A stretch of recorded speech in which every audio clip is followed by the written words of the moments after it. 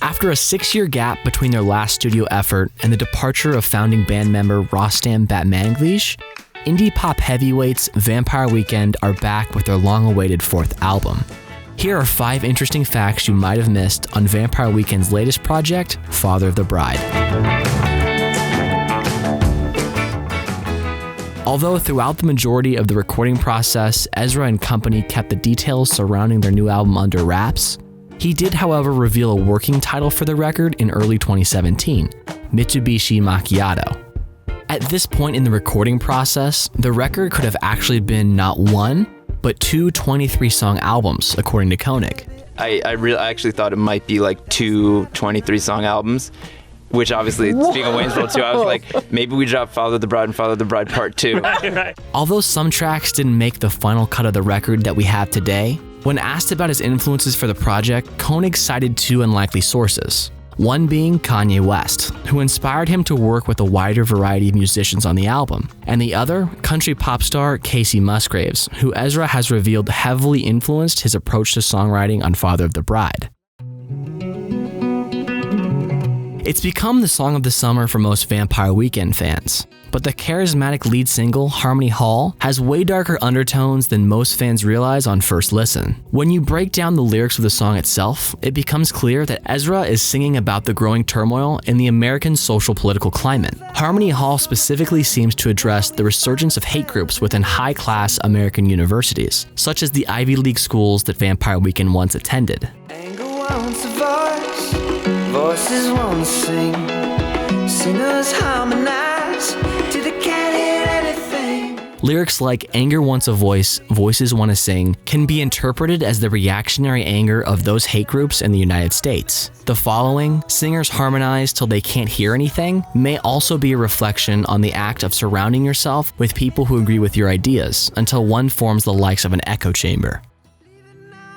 Throughout the band's discography, Vampire Weekend has never been one to shy away from the use of samples in their music, and Father of the Bride certainly is no exception to that. The new record features more prominent sampling than any record in their discography thus far. The most notable use on the album lands on the opening track, Hold You Now, where a Melanesian choir from Hans Zimmer's The Thin Red Line soundtrack is featured as the centerpiece of the song.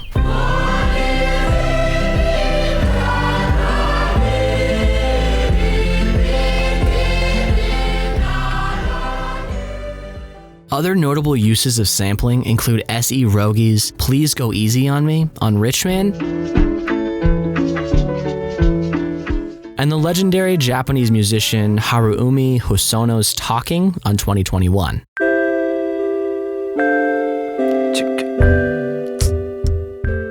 If you're familiar with the band's last album, Modern Vampires of the City, and its meditation on religion, Ezra's songwriting on Father of the Bride shares many similar themes. Tracks like Bambina speak from the perspective of a devout Christian, whose views on modern-day violence oppose the Word of God from the First Testament. On the explosive track Sympathy, the narrative revolves around the titular relationship between Judaism and Christianity that stems from a common enemy, which is Islam. The most notable religious nod on Father of the Bride is found on the album's closing track, Jerusalem, New York, Berlin, wherein the track references 3 cities that are important to world history, but are especially important to the Jewish identity.